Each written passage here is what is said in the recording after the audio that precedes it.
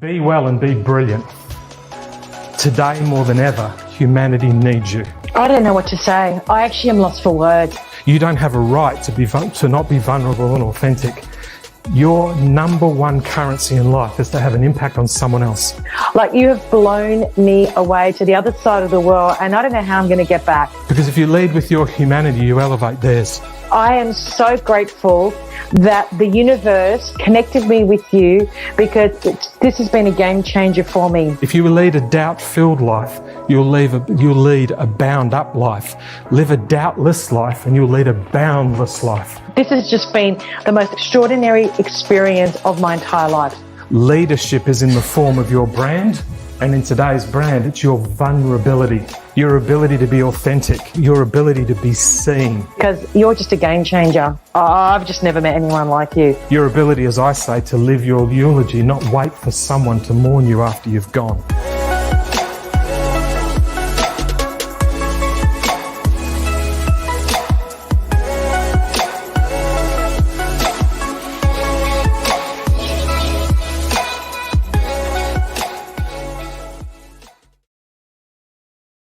Okay, boom. And boom, we are live, everybody. Welcome, everybody, to the live experience. The live experience with Stephen to Sede. Yes. Welcome, Stephen to Sede, all the way from Sydney, Australia. How are you, my friend? Down under in the chilly blue skies of Sydney. Hello, everyone. How you doing? And to the ladies in the green room, thank you so much for doing this. It means the world to us. Yeah, we got some great guests today. And we have a great subject. And not more importantly, just as important to start, though, how's everything down there with you guys? Everything good? Everyone safe? All that stuff? Yeah, there's a whole pile of stuff happening in Victoria, which is not good, and it's not numbers by other countries, but it's locked down and they're closing the suburbs down. So unfortunately, there seems to be a bit of a second wave going in, which is disappointing. But it's all masks mandatory and everyone's being locked away. So we'll get through it, which is cool, and it's bring the community together, which is great. So. As I always say, but be aware that your life is not about you, it's about others. And right now, your dedication towards this pandemic is your dedication to the love and care of someone you don't know. Oh, wow. Well said. Absolutely so true. I mean, if any time right now, we have to practice, and this is my favorite new word, Stephen, so I shouldn't even be throwing it out right now because I have so much to say on this subject, and I want to talk about it today because every time I throw something out, you go. I promise I won't do any. I won't touch it. My new favorite word, everybody. My new favorite word is reciprocity. So don't go there.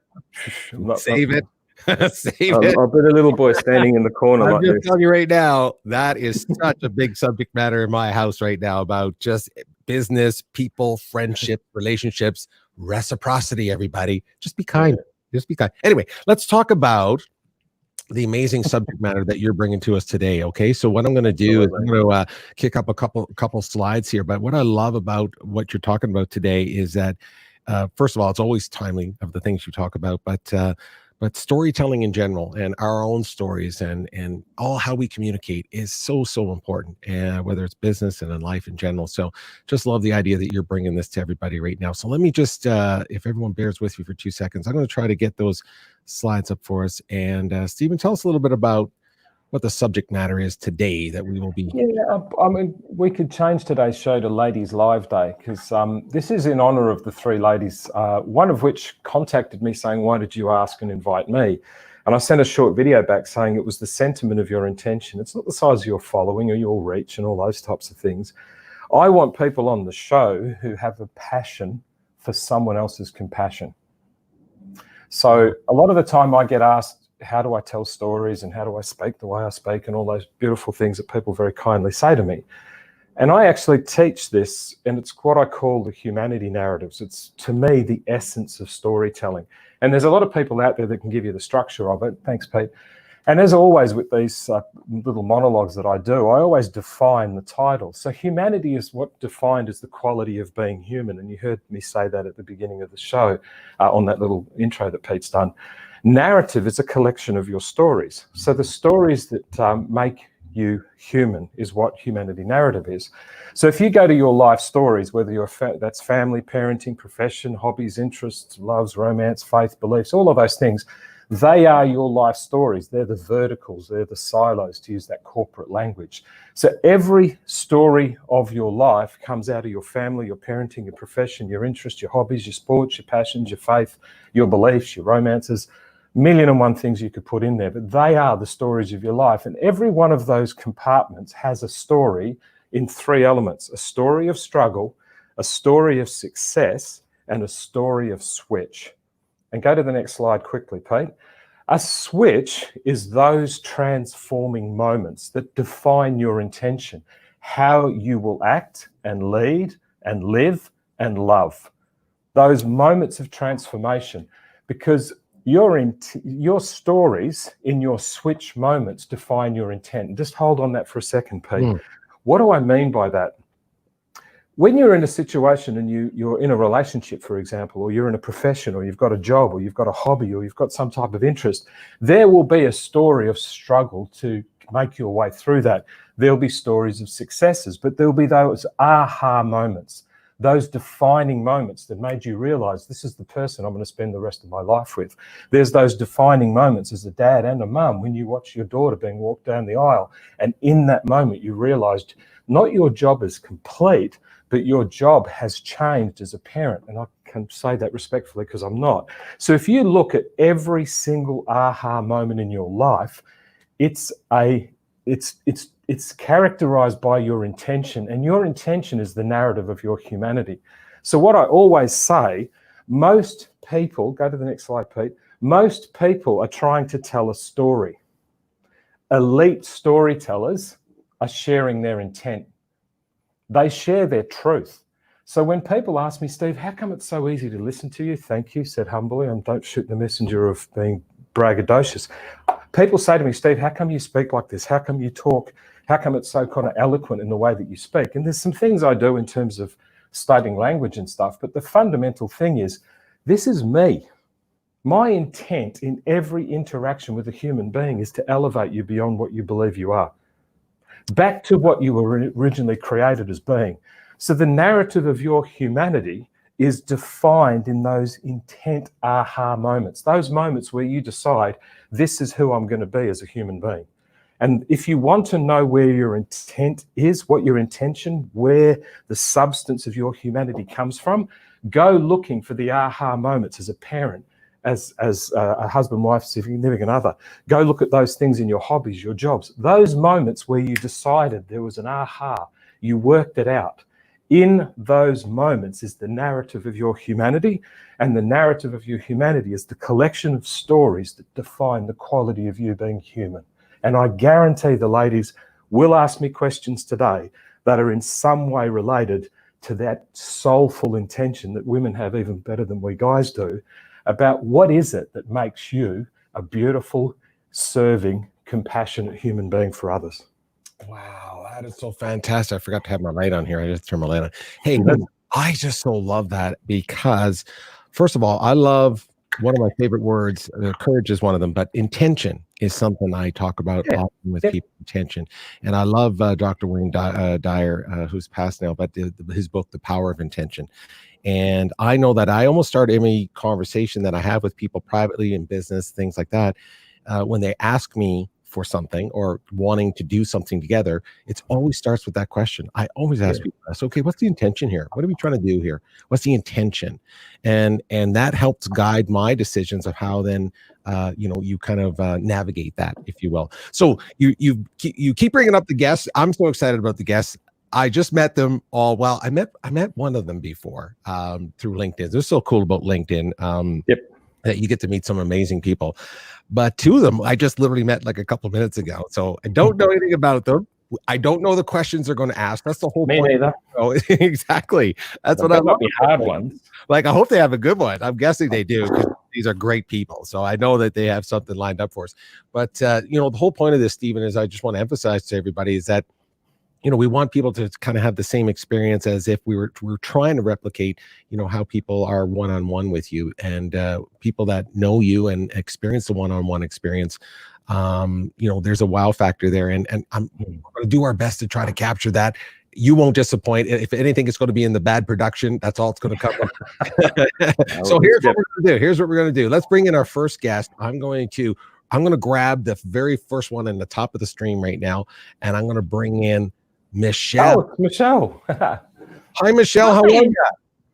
I'm great, thank you. How are you? I'm doing great. Now, where are you calling in from? We didn't do any of the small pleasantries. We just kind of came in. So where are you calling in from? I'm from Salt Lake City, Utah. Move from one That side way. to the other. No, to be that in the way. center. Yeah, Yeah, we'll get you. we got it now. There you go. That's it. There you are. There you go. Here I am. Well, thank you so much for connecting with us and coming on the show. And we're at the mercy of your wonderful insights and questions with Stephen. So you take it away with Stephen. Thanks, Well, mate. thanks for having me. I feel privileged to be here this evening So do because it's I. evening here in Salt Lake City, Utah. I'm originally from New Zealand, so I get how you talk, Stephen. It's all good for me. I understand every word you say. Me too. Me too. So we're all good there. As far as a premise to my question, having this opportunity to do this has given me a lot of thought process on what I wanted to talk about, soul connection and our life stories and how do we tell our story. So for me, what I came up with is it sent me to a place of writing an article on LinkedIn. And what I talked about is, and what came to me is about our legacy. And what's ironic about what I was thinking is that you have spoken really clearly about my question. And I want to see what you can come up with as far as what I'm going to ask you. Yeah. So soul connection for me, it says something about listening to the universe in the quiet, because we get answers that come to us, and whether we're in a place to hear it is one thing. So I started to think about that. And my question is this: how do we connect with our soul language to continue on a path of creating our own life story, our legacy? Well, one of the first things that comes to mind is exactly what I've just said in terms of the narrative. Mm-hmm. What are the collection of stories that make the quality of you being human? From the moment I asked you to come on the show, your intent was extremely complimentary and very kind and gracious, but there was a substance of I deserve to be here, even though it's not necessarily something you're going to lead with. And the reality is I invited you to come on because of that very reason. So so the first thing to do is, how do I get to my soul language? The very first thing to do is follow what I just said in the opening. What are those aha moments? Those moments where you go from struggle to success that actually defines the nature of what you do, because it's anchored in your character and your values and your principles, which is basically your intent. One of the things with soul, there's ego up here. There's heart here. This is, to me, how all of this kind of works. Your ego is actually in your mind. Your heart is where your instinct comes from, and that is related to your mind. But your soul is where your intuition comes from. And your intuition, it's related to your instinct and your mind, but your soul is where your intuition comes from. And your intuition and your soul is where your intent of the moment by moment things you do in your life. Most people are trying to work out this piece, and they call it opinion. They call it likes, they call it shares, they call it all the different things. They're desperately trying to connect what their brain is saying based on our conditioning, that I've got to give the right answer. So let's do this real quick. When we go to school, come back to me, Pete. When we go to school, thanks, buddy. When we go to school, let's rewind even further. There's a video inside the academy that talks about this. When we're born, by about the age of 2, we start, and maybe even earlier, we start working out that if we give the mum the right answer, we're going to do okay. Then when we get to school, we're trained that if we give the right answer, we'll advance. If I kick more goals than you in sport and all that stuff, if I wear a prettier dress, or I do my hair better than you to try and keep the genders balanced, then we get to a point, if I've got a prettier girlfriend or a bit prettier boyfriend or whatever, if I'm always giving the right answer, I'm satisfying the opinion of other people's reflections and reception of me. And the irony is, when you look at the elite icons of the world, whether that's all the way back to Gandhi and Dr. King, all the way up to the people that we talk about now, they are totally intuitively driven. They don't really care about other people's opinion. They're intuitively, so if you think of Elon Musk and people like that, now whether we think Elon Musk is a good or bad guy, I don't know. All I know about Elon Musk is he's following the intuition that when he was a little kid, he wanted to be a rocket man. So guess what? Today he is. So one of the things you need to do is be what is your intention in the moments of struggle and success, those transformational moments where you work things out? That transformational moment, hopefully for you, Michelle, when I sent you the video saying the reason I picked you is because the sentiment of your intention. Jamie Salea, Pete's friend, actually helped us get to that point. So one of the first things you want to do is you want to be very intuitively connected. What feels right in your soul and what instinctively in your heart is what you should do, and not so much worry about whether you're right by opinion of others. We do inspiring insights because people told me, Steve, the only way anyone's going to believe what you do is do one-to-ones in front of many. It's the only way you're going to do it. Okay. So I listened intuitively and instinctively because the reason I don't want to know your questions when you come on is I'm going to trust my heart, which is my instinct, follow my intuition, which is my soul, because my intention is to elevate you beyond what you believe you are right now. So it all goes down to what your intention is. Most people's identification of their intention is, how many right answers do I have to give within my ego to actually get opinion? Because if you tell me all right, I'll be okay. And I can trump almost everyone I know by asking them, do you look into the mirror and love what you see? Oh, hang on, let me go. Because most people do this. They look into the mirror of life and ask someone else, who do you see? So let's surmise all of this. I want your homework assignment, if I can say that respectfully. If you want to understand how to engage soul speak, go into the exercise, and we can send you the slides. Go in and look at all of the different the verticals or silos or compartments of your life, your relationships, all of that, parenting, being a daughter, all those types of things. And ask yourself through the journey of each one of those, what have been the success and struggle moments? And what was that moment that actually made me realize? What was that moment that made me go, oh, I got this? What was it? Because, and when you go through and you do that across 4, 5, 6 of the compartments of your life, you'll start going, whether I'm ordering a coffee, whether I'm speaking to Michelle, Rhonda, or Kimberly, whether I'm talking to Peter, whether I'm actually walking down the street, my intention is to elevate the humanity of every human being that comes near me. I'm obsessed with it. If you come for Graham and the people that were with me yesterday, for example, it's impossible for me to get in the company of another human being without putting a smile on their face, and not necessarily with a joke. So one of the things you want to do is look at those switch moments in your life against each of those compartments and ask yourself, what's the common intention in everything that I do? Is it kindness? Is it compassion? Peter, for example, Peter's intention is to amplify the voice of everybody he's around, and he uses his production and his music. He did a show with Ray Parker Jr., for the guy who wrote Ghostbusters last week, which was brilliant. And all Peter did is amplify. Peter's intention is to amplify. Even if it means he goes into a bar in Calgary and he's playing music up on the stage, he's going to amplify the night of the couple who are on their date night, and he's going to play them a nice song. So work out what your intention is in all of those places and in all of those areas of your life, and you'll realize it's your intuition that's actively engaged in those switch and defining moments. It isn't up here. You will not have a transformation moment in your life based on giving the right answer to someone else. Your switch moments in life are never those things. Excuse me, sorry. No, you're right. I agree. It's funny that you should say that, because I started to think about excuse me, those things, like what parts of my life were their successes and where did I change up my thought process to create from a disappointing moment or a tragedy she's got a a good right. I do a good moment or a transformation, and I could see that, and I connected with that and went, yes, that's what got me to be to the place like right now. Giving and championing other people is one of my 2 soul languages that I connect to intuitively. Yep. Pete, can you go to the board just full on me for a sec? Sounds bad, doesn't it? Down here, what you just said, and it's your language, so I'm playing back your language, and as always, I've gone too low. What are the good moments Sure. and what are the bad moments associated with being a parent, but associated, if you are, by the way, associated with being a partner, associated with being a daughter, associated with business, associated with your hobbies, associated with your career, associated with your philanthropy or your charities? What are the goods? And then ask you the same question. So when you identify a good one as in your professional life, go and ask yourself in your professional life, what was the yin and the yang? So this is the good in professionally, this is the bad professionally.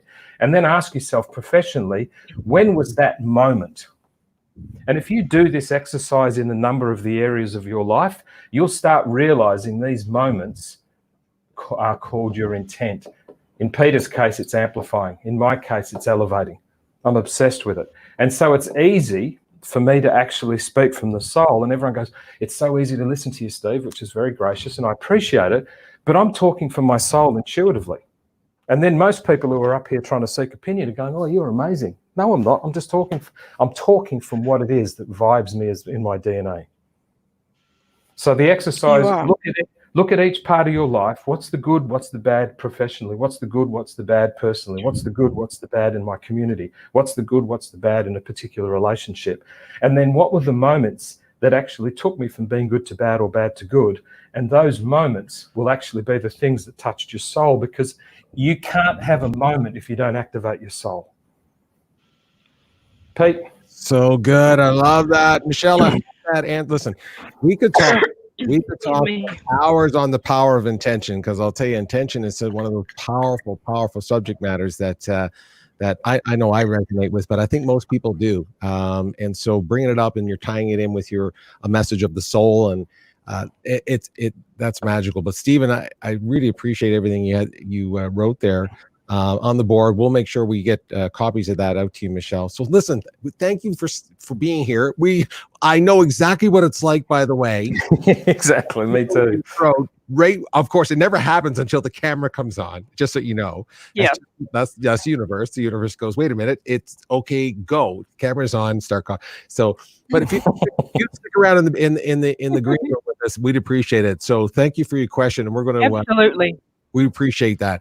Stephen, that was awesome. I so appreciate the idea that intention and soul came into that, because... yeah, but it is. Your intuition is where the moments of life come from. Because if you think, to everyone that's watching and inspired by Michelle's question, every single time you've had an aha, it's your soul that vibrates, not your mind, not your ego. Your ego actually takes a back seat and goes, sits by the pool, because there's no fear. There's no doubt. There's no anger. There's just this moment of, oh, wow. Right. Yeah. So true. So true. So true. Okay. Let's jump to another guest. We have, let's say, I'm telling you, there's somebody on this call that's the hardest working person to stay online. So I'm going to jump to Rhonda, because I know Rhonda, are you with? There she is. I am. I had to go to my phone. I was watching you back here while I'm doing my little production thing, and you're running back and forth. You're trying to make it work. We are at the mercy of an internet connection where you are. But listen, we thank you so much for trying so hard to stay with us. So now that I saw you were there, I said, let's get her now while she's not. Don't move. For everyone that doesn't know Rhonda, where are you calling in from, Rhonda? Ferndale, Washington, northwest corner of the U.S. Beautiful. Gotcha. Beautiful country over there. Okay, I'm going to throw you to Stephen, because I don't want you to lose your connection. I'm going to throw you to Stephen. Peter and I are going to stand very still so we don't disturb your internet. Good. How you doing, Rhonda? Thank you so much for being here. What can we chat about?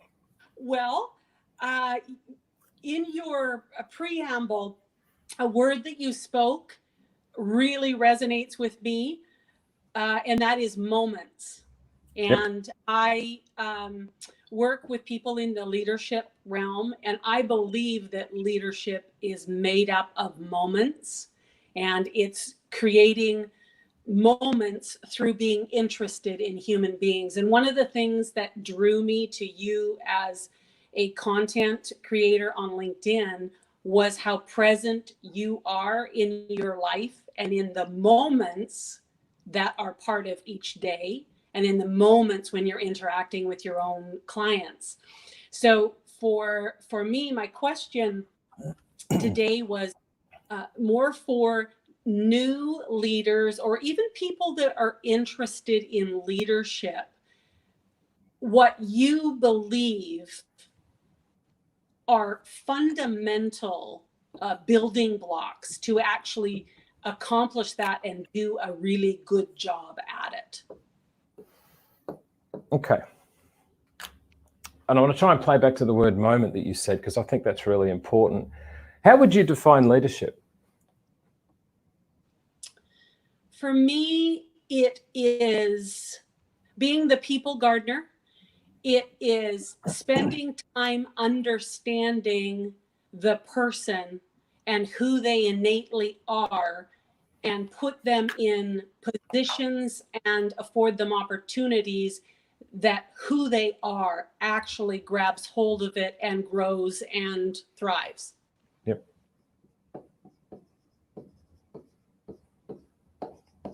You're going to go to me, Pete?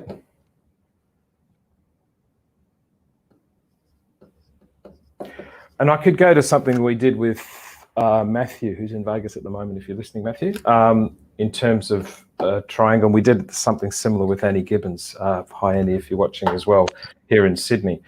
To me, the very first thing leadership is for me is example, opportunities, totally agree with what you've just said, and then giving people a beginning or a start based on the opportunity you've invited them to take, based on the example of who you are. Moments, for me, from a leadership perspective, and we've also said that moments are actually coming out of that soulful presence that you have with people. And soulful pres equals intention. So if you think of every great leader, they have a very, very purposeful intention to create moments in the leadership by example, opportunity, and giving someone a path. And I could actually call that a path if you want, because you begin on a path, you start on a path. So if we talk about Elon Musk, for example, whether he's a good or bad guy, and I don't know, but all I know is that he's got he's very intentional about what he's doing. He creates amazing moments, even if that's rockets landing vertical. And he's turned in the Houston Space Center into a rock show when these rockets are landing. And these are all technical nerds who know how to get a vertical rocket shaped like a cigar to come down from 150 kilometers up into space and land vertically. And you listen to it on YouTube and it sounds like a rock concert. And that's not what they're supposed to do. But his soulful intention creates a moment by the example of what's possible, the opportunity to land vertically and to begin the path of setting planet humanity and people on planet humanity into an interplanetary species. Wow. So your moments, if you're talking about soul and intent, and you're talking about leadership by example and opportunity, those, you need to focus on the moments of people. Because if you want to inspire someone, you're going to have to touch their heart en route to their soul. And if you think of everything you've ever seen of mine, Rhonda, everything I do, and there's a little image I've got which I can send to you, everything I do is when I meet people, I've got a little poster thing on my phone that says, I arrive into your heart and wait for you to meet me there. And I do it with everybody. So when I meet someone, my first intention, and Ash Playstead mentioned this, if you're watching Ash, he talked about situational gratitude, which I thought was brilliant. Asking the question, is that how you want to show someone's gratitude, even if they've cut you off in the traffic? One of the first things that I do is, and what you need to do as a leader, if you're in a leadership position or are teaching leadership, leadership is about people. The example you set to people, the opportunities you create for people, and the path that you set for people based on the opportunity and the example. So the very first thing that you need to do is have people as your number one intention for when you're a leader. Too many people think leadership is advanced management. It's not. I'm going to percolate to the top of management and be a leader. No, you're not. Leadership to me, the last one, because there's only three as always, is example. To me, the truest form of leadership is example. Example of what your intention is, elevating people's intention by getting them to actually understand who they truly are. The first step in leadership is to get people to believe in themselves. Elon Musk on the whole SpaceX project, he's created such a level of momentum that people who are technically engineering geeks are jumping up and down as if they're at a rock concert, because he's given them such an example of his intention. Do you want to help me create an interplanetary species. And if you want to know what moments are, the true word for a moment is realizing your vision. So the greatest form of leadership, yes, is example, yes, is opportunity, yes, is a path, focused on people with your intent as the lead example, but giving them a vision and making them feel as if the moments of their life are making a vision come true. That is the very high level of visionary leadership, and then the functional elements that sit underneath it. And for me right now, with all of the authenticity and the meaningfulness, the fact that we're working from home, the fact that everyone in Victoria now has to, in one of the states of Australia, has to wear a mask, and chemists down there are selling 1.5 million masks a day, and people now are in positions of vulnerability. Our whole path has been completely reinvented. Our whole path as human beings, we're all now craving to hug each other. And halfway through last year, we were really good at hating each other. Not all of us, but there was just this always competitiveness. So the opportunity for leadership now to be so soulful, because people have gone from their 9-to-5 work to now sitting at home in the solitude of their own online home working.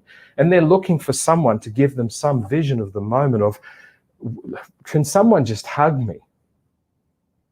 Great leadership in the next 10 years will be formed out of people's ability to realize the vulnerability of your soul is the greatest truth that you can actually show as leadership.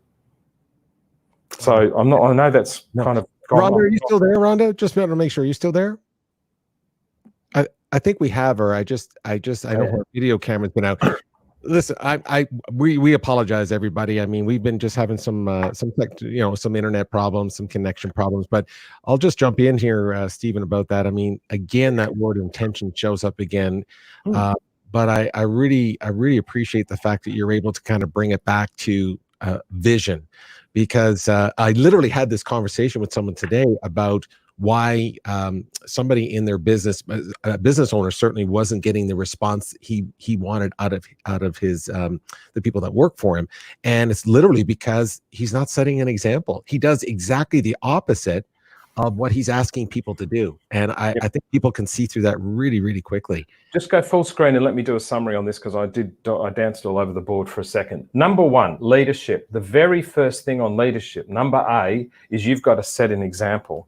Let me go to blue because that's dying. B, step 2, you need to be so focused that your example is on people.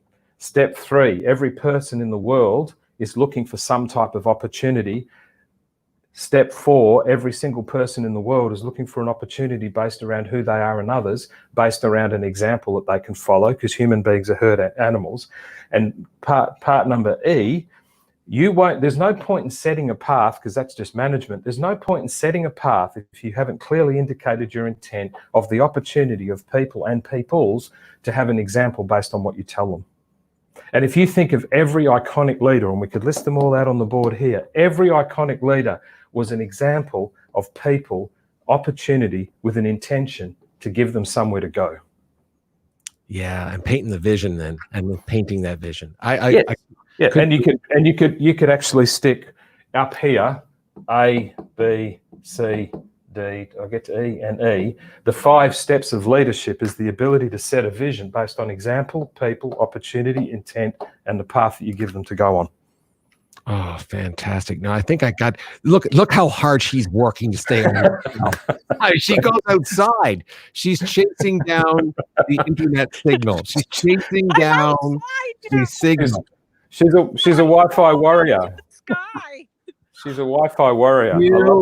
You are making us smile, and we feel so blessed to have you with us, because you are just dogged and determined to get that internet signal. Well, you know what? It's an example that she just wants to hang out. Go on, Rhonda. Go ahead, Rhonda. Was saying I'm looking forward to actually getting in and watching the video, because I was able to catch bits and pieces. All right. And I've always so loved your clarity. Thanks, gorgeous. I appreciate it. So kind. It speaks to my soul. Thank you. Oh, thank you, Rhonda. And stick around if you can. Like, I know you're going to be coming in and out, but I still want you to stick around if you can, okay? Stick around if you can. We appreciate please. Please, yeah. But Yeah, Pete, just in the context of what Rhonda's doing right now, she's being an example of determination because she wants to be around the people, not just me on this call, you and everyone else. She wants the opportunity to be on the Inspiring Insights show. That's her intention, because her intention is to understand leadership for people with the opportunity she can give them based on her example right now of dogged determination of even running outside to chase the internet, because she wants to find a path, not just for me to help her with your assistance, Pete. She wants to find a path of leadership of other people, because I guarantee if I spent half an hour with Rhonda, her intention, her soul would be dripping with the intention of vision for people. that is And true. her emotion right at the end is proof. I couldn't agree with you more. Couldn't agree with you more. Wow. I just love when someone just is determined to do. I love it. I just love it. That just inspires me. It's all good. Okay. She's Well, a thank you. Wi-Fi warrior. Oh yeah, she's a that's what we're gonna call. She's a Wi-Fi warrior. It's fantastic. It's fantastic. Okay, we're going to jump to our third caller. We have 3 people today on the show. Just for everyone who's tuning into us right now and into the future, you know, that's what we're going to try to do. We're going to try to set up a few guests, and again, we don't know exactly what they're going to be asking us, but we have a theme, and we're just hoping for the best that magic happens. And here's some more magic right now. Kimberly, how are you? Hey, I am wonderful. Stephen, it's such a blessing to be here with you. Oh, that's very sweet. That's very sweet. That's Pete, Kim, the ladies are making us look good today. Oh, well, look. That's beautiful. Hey, it's not hard to do. Not hard to do. What a graciously elegant lady you are, Kimberly. Kimberly, where are you Thank you. calling in from? Where are you calling in from? I am calling from West Virginia, or as we like to say, West by God, Virginia, because it's as close to heaven as you can get. Are you close to the Smoky Mountains? Yeah. I don't know. I don't know. The Appalachian Mountains. I'll edit this out. I'll edit that part out. Yeah. Yeah, born and raised here, and I don't know if they're I don't think they're in the state, but they're nearby. Yes. I think you're nearby, but that's okay. Anyway, I know I've driven down through the I-95 before, so generally speaking, I've been sort of in your territory before. Anyway, beautiful part of the world, and welcome to the show. I'll leave you with Stephen. Go ahead with your question. Thank you. Well, you know, Stephen, the joy of going last. So First Peter took my mantra, and my mantra for the past 2 years has been just be kind. I mean, I think we need to be kind. And then Rhonda was talking about leadership, and you know I'm in the leadership lane. So I've had 7 or 8 questions that I've been maneuvering around. I think I want to kind of piggyback off of what you were talking to Rhonda about in terms of leaders leading by example. Because if 2020 has shown us anything, nobody knows how to lead through this. But we have to have those different difficult conversations. We're looking at the impact of COVID-19 on our teams. We're looking at the racial tensions. And I lead with my heart. I had a really difficult leadership experience where someone blindsided me and tried to destroy me. But guess what? I'm still standing and I'm stronger than ever. And I want leaders to understand that the whole person works for them. I was going to say come into the office, but not many of us are going into the office. You know, there's not a drop baggage. We're bringing our personal lives and all that in there. And leaders are hesitant to have those conversations. I call them unconversations. So I'm just really trying to get some insights from you on how best to help others realize that we need to have those conversations. I'm a person of faith, and I believe if we come from, we're all, you know, children of God, but you can't say that in a corporate world. So what's the core? Yeah, exactly. So what's the core that we all start at and can agree on so we can have those conversations? I think if it's a great question. I think it's the reason to me leadership is example, but then life is example. And if you think of all of the great leaders and all the great icons, they have all been examples of the art of the possible. So the very first thing you need to be focused on, I think, is number one, people are looking for the art of the possible. Number two, why? Because human beings are herd animals. We like to cluster. We look, the reason this whole business of working at home and being in isolation and it just feels uncomfortable standing in the supermarket and having to walk around someone as if there's something wrong with them. We're almost treating everyone like they've got leprosy right at the moment, and you can see the compassion on people's faces. They're total strangers, and you're veering around them in the supermarket aisle. They've done nothing wrong, just like you, but we've got to do what we've got to do. Human beings are herd animals. It's why the reason we lived in caves, and then we went to villages, then we went to cities, and now we're going to virtual communities. And everyone's going, oh, isn't it great that Facebook and LinkedIn are getting into groups? That's just called a village. It's called a cave. We're herd animals. And guess what a herd needs? Leadership. Every single herd needs leadership. Every single, Simba and all that kind of stuff. So the very first thing you need to be focused on in your context of dealing with people is understanding that everyone's a herd animal and not everyone wants to lead. Secondly, people are looking for some type of leadership which comes in the form of vision, because everyone wants to be involved or be part of the art of the possible. What's possible in the context of COVID? It's in the middle of last year. It would be impossible to shut the planet down, but we did. And then it takes up this whole issue of how quickly the pollution got better. What does that mean for the environmental issue? I don't know, but it proved that if we switch all the cars off and stay at home, look how quickly everything got clear. It was incredible. So the very first thing, people want to be associated with the art of the possible. So it's a mindset that's in your mind. This is in your heart. This is in your soul. And most people are trying to run of everything they do in life based on mind, and your mind is your ego, and ego today is called opinion. If ego has got an addiction, like some people have got addiction to various sort of things, if the ego's got an addiction, it's morphed into opinion. The heroine of ego is opinion. It is addicted to it. It can't get off it. So the end result is anyone who's actually operating out of what is the possible in my life, most people you could tick and go, 98% of people are dealing with, I need to be involved in something. Is it possible for someone to like, comment and share about me? It's the reason why my stuff doesn't have a whole lot of like, comments and shares, because I'm looking for one soul at a time. So the second thing is if people are herds, then you need to be mindful of that when you're expressing yourself, because they want to get into groups. The third thing is leadership needs to be a really strong form of example. So let me take that one step further in terms of evaluating and giving you something to work with in terms of working people out really, really quickly. And I'll go to blue because me black's running out, Pete. People come in three forms, right? So we've talked about leadership. This is either the three levels of efficiency, three levels of leadership. People are either very visionary, people are very systems orientated, or people are very schedule orientated.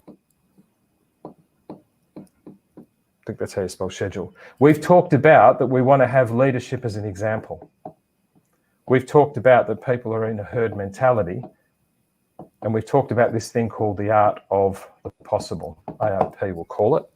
Every person you're going to deal with is either someone who's got a vision, someone who's very systems orientated, and someone who just wants to schedule things. And then you are one and you crave the other two. So if you're someone who's visionary, you sure as hell want someone who's going to build a system and then someone who's going to press all the buttons to do it. If you're a systems person, you're sure going to want to be part of a bigger vision and have someone who can help activate the systems you've built. And the Sede angels are down here. They're absolute geniuses. Hi, girls. They're absolute geniuses at scheduling everything as long as I've given them a system and a vision. And they're absolute geniuses at it, and I love them to bits. The Sede group would fall apart if it wasn't for them, not to mention how much they look after me.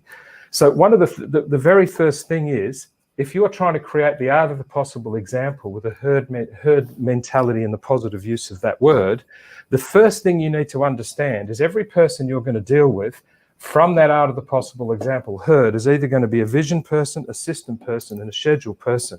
And your job is to understand they are one and they're craving the other two. And then you set your leadership example around V++, SY++, and schedule ++. And we do some training about how you do that. But most of the time, people are trying to go, how do I create leadership? Well, first of all, People are looking for something that's possible that they can do in their life. They're looking for an example. They're part of a herd, so they're normally going to want to follow, and they're either going to be a vision, system, or schedule. Your job is to make them crave you.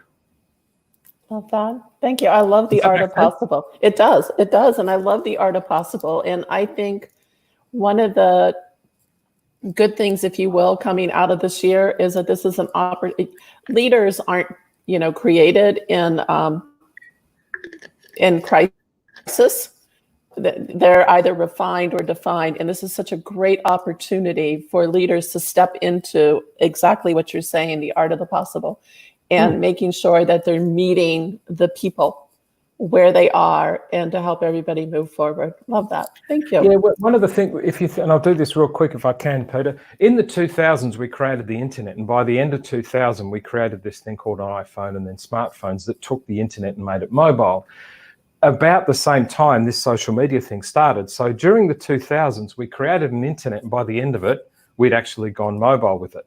Then at the beginning of the 2010s, we had this mobile internet that went extremely social. So the end result is, at the beginning, it was a social mobile internet. By the end of it, there was, or halfway through, towards 60% of the way through, the Me Too movement, a lady got on about that horrendous thing, and she actually sent a message out that formed a global movement. Now, by the end of 2010, there was a girl called Greta, who was a 14-year-old, who'd replaced Al Gore as the voice piece using social media, that I'm a 14, 15-year-old girl. What are you older people going to do with the planet? Because I want to grow up to be a woman and I want to be a mum. And only yesterday I saw on the BBC, she's won €1 million scholarship or something. So all of a sudden, by the end of the 2010s in the social mobile internet, a 14, 15-year-old girl using social media had become the voice piece for the planet in terms of environment.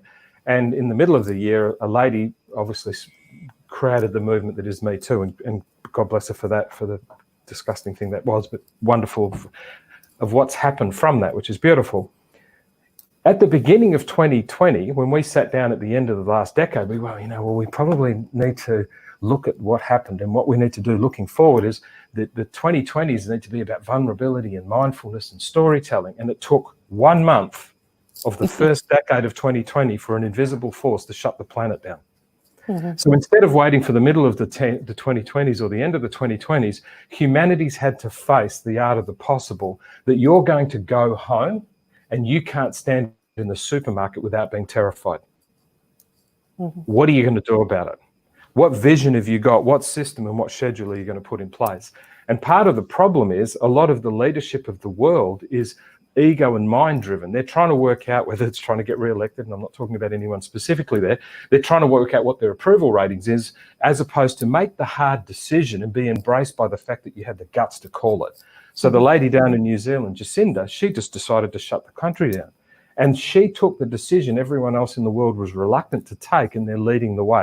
Yes, it's very isolated. Yes, it's a long way away, but they're still human beings interacting with each other, and they still have the disease. And she shut it off by making the visionary decision that this is the system we're going to follow. This is the schedule, and the art of the possible is not my political currency. The art of the possible is my leadership as a woman. Love and it. I think it's amazing. That is amazing. That is amazing. Okay, so there's so much there to unpack. So we're going to do it again. We'll do this again. Like I told you, we could turn any one of these conversations into a giant workshop. So what I'm going to do is I'm going to add these beautiful people with us here, Stephen.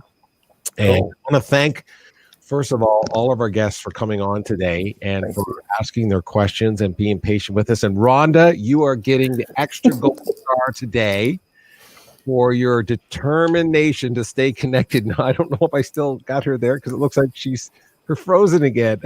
I got you. Well, hopefully she can hear us. But anyway.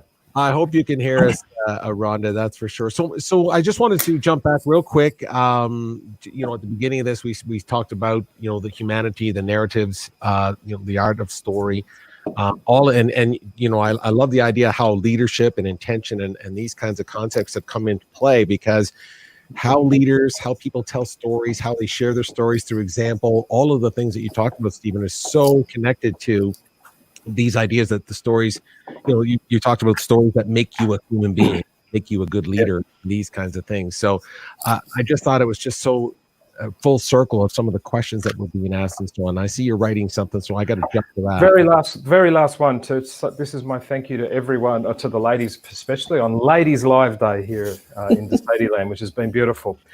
The word intent to me is, what are you intense about? What is just natural to you? What are you tenacious about? What example are you setting? What are you just naked about, where you're void of opinion, and what is your truth? So intent to me, by definition, is your intense, natural, tenacious example of your naked truth. That's what intent is. Oh, you just dropped, wonderful. you just dropped the mic right I there. love it. But that's what it is. Be intense, natural, tenacious. Be an example of your naked truth. And ladies, I'll finish on this, and I say this quite frequently. I don't care what you think of me. I don't, because I don't care what you think of me, but I'm so dedicated to what you think of you, and I spend every moment of my life making this comment come true. I love most people more than they do, but if you hang around with me, I'll help you to catch up. I don't have to worry about other people's opinion of me, because I'm too busy making sure your opinion of you is as high as it was at conception. Oh, that's beautiful. Before we let you guys go, Michelle, I just wanted to ask you, any last thoughts to share? I know you went first and you heard a couple things. Any little aha that you might want to share with Stephen right now? Anything? I just want to leave it open. Yeah. Everything is aha. I like the last part about intent. It resonates for me deep to the core of who I am. And you're right, we have to love who we are and get to the soul of the matter, soul, heart, and then mind. Don't overthink things. Get in touch with ourselves and go out and serve other people and truly live with our intent of what we want to do. Give back, be kind, take a leadership role, and insert those things of who we truly are into our lives. And I loved everything. Thank you. I am deeply blessed and grateful for the moment. Thank you. My life has forever changed. Oh, wow. Okay. Wow. That's beautiful. Thank you. That's awesome. And Kimberly, I'm sorry we lost Rhonda again, everybody, but Kimberly, any last thoughts on some of the things you heard here today? Well, I'm going to say ditto to what she said. I am truly blessed to be on this. The intent definition was great, because intent is a very strong and personal word to me. But Stephen, when you were talking about ego and how it manifests in opinion, and you gave examples of people who are using their quote unquote opinions in a good way. I want you to teach on that one more at some point. I want to know how we can get, because everybody has an opinion. How can we harness opinions for good instead of tearing people down? In a sentence, am I allowed to give a sentence, Pete? Yes, of course you are, my friend. Of course you are. Create your opinion of yourself to be a shining beacon of example of the humanity of someone else. That's it. That's it. You see what I'm happy to teach on that. But that's what it is. You have to, it's like that I said, I'm not being unkind, and talking to ladies, and the age of chivalry certainly isn't dead around here. I don't say it lightly when I say I don't care what people think about me. It's not because I'm being arrogant and indifferent. I am so dedicated to your welfare. I am so humbled that Michelle said what she just said about life-changing. I spend my life trying to get you to do that, not because I get the accolade of you saying it. I want you to be a better human being in the next half an hour walking down the street of whatever it is you're going to do. So to go to your question, if you bring us all back again, Peter, to go to your question really, really simply, Kimberly, if you want to harness opinion, make your example of the opinion you have of yourself to be dedicated to the welfare of others, and you will draw who you need. And as I've always said, if you stand on the platform of life and the train doesn't stop, it's not your train. Most people stand on the platform of life and the train goes by, and they're trying to get as many of the likes of the people on the train. My job is to get people to get off the train because they see the glowing ambience of the opportunity that is them through my work. And the other thing I try and do is get them to stop at the next station and come back. That's it. That's it. Wow. If you don't think what I do is good, you're not my train. I love you to bits, but you're not my train. Wow. Oh, listen, every time this is why, Kimberly, I say, like, I can't throw out one word. You just throw out a couple little words there, and now we have a whole show to do now. So, but we will come back, because you're right. And it's all Kimberly's fault. I will take that, because that was powerful. I actually have tears in my eyes. That's how good it was. So thank you. Beautiful. Oh, that's wonderful to hear. Well, listen, both of Michelle and Kimberly and Rhonda, I know you're watching, and Rhonda, gold star again for the idea of staying connected as much as possible. We really Wi-Fi warrior. You Wi-Fi warrior. And to Kimberly and Michelle, I want to thank you so much for being here with us. Stephen, you stick around with me right now. Yep. How amazing was that? Someone basically saying, yeah, that's life-changing, and someone else has tears in their eyes. And anyway, I just think you did another amazing job, my friend. I appreciated everything you did today. You know what? I just want to round it out with again, the subject matter we talked about, and we need to dig into it, hopefully in the future, and maybe some other conversations about the stories, because it's the stories we tell ourselves, it's the stories we hear from leaders, it's the stories that we communicate with one another, it's the story obviously we tell ourselves, and then how we see each other, and so on. Some of the things that were brought up today, can you just summarize a little bit for us, maybe some of your thoughts around I think intention? These are the subjects that were brought up today, and I just thought it was amazing. I mean, it's kind of funny, because just so everyone knows, whoever gets invited on the show doesn't know what my opening monologue is going to be, or whatever, opening preamble, or whatever you want to call it. I just said to the ladies today, it's going to be about the art of story. And when I say story, I don't say storytelling, because when I teach on things, it's usually very different to what most people expect, because I'm not coming from it from the mind, I'm coming from it at the humanity of soul. So if you think of it, the things that were really big today was example. So it was about intent, which was example, which was leadership, and guess what? Which was intent. And to me, what is your intention? What is it? I mean, I'm mindful of time, Pete, so I could go into more and more detail on this, but your intention is based on the example of the type of person you want to be. Make it your intuition. If you want to know how to do that, tap into your intuition, and there's a bunch of ways you can do that. Your leadership is by example, which is based on your intuition, and your intent is based on the leadership of how you want to conduct your life based on the example of your intuition. So guess what? Your intuition is intent. That's probably why they're quite similarly spelled. So today's show was about the narrative of your humanity, the collection of stories that make you human. And if you want to know what they are and how to dig into that, what is the good stuff, to use Michelle's language? What's the good stuff and the bad stuff that's happened in all the different areas of your life? And what was the moment that made you realize the aha? What was it? Because if you mine into the aha and start listing all of them out, you'll start defining what your intention is as a person in the world. And because that's where it comes from. Your intent is derived from those moments of realization.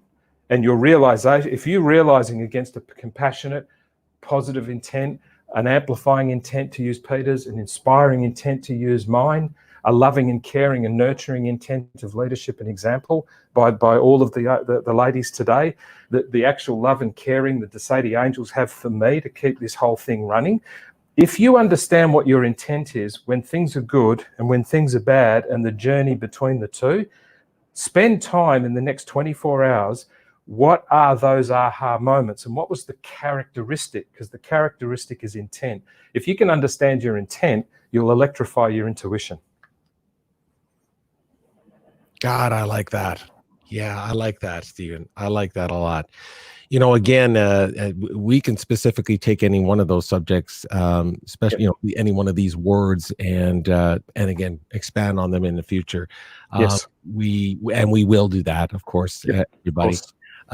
Again, Stephen, another amazing opportunity for people to see what you do. I mean, I want to remind people that, first of all, they can work with you. I interview a lot of different people and chat with different people, and sometimes because they're doing these kinds of things, people think that you're not reachable or so on. I just want to remind everybody that this magic that you see Stephen do, I think it's magic anyway, is being able to take people's concepts and ideas and questions and put them into a context that you can actually take it and use it and so on. I mean, that's what Stephen does. So please feel free to reach out directly to Stephen, especially on LinkedIn, such as our guests as well. Our guests are all available on LinkedIn as well. Absolutely. We're all connected that way. And again, that's the whole point of doing this, is that you get just a tiny little glimpse of what Stephen Sede is all about and what the live experience is. So, hey, my friend, I don't know what to say other than every time I actually got a mild headache because you tears and headaches and a Wi-Fi warrior. It's been a heck of a show. But I mean that in a kind way. I'm just saying, like, there's so much great information that you share, and I appreciate that. So for everybody, the next time you see one of these links, just for transparency purposes here, to tell you that we're not on LinkedIn Live right now. We're working on that. One of these days. Yes, I don't know what we have to do, Steve, to prove our worthiness to be on LinkedIn Live, but hopefully they'll see that we can do it. In the meantime, you can check it out on Stephen's Facebook page. You can connect with him. He has a YouTube channel as well that we're building some of the content for as well. And of course, you have amazing content that keeps showing up on LinkedIn. That's how we connected. Yes. Every time you post something, I'm just like, I don't even know what to say anymore. I don't have any superlatives anymore. So I just say, hey, thanks, Stephen. That's what I say. So thank you to our guest. Thank you, Stephen. And we'll do it again. We'll do it again. We'll boom again. We will do it again. So everybody, you take care of yourselves. Be safe out there, and we'll see you again. See you next time, Stephen. Bye.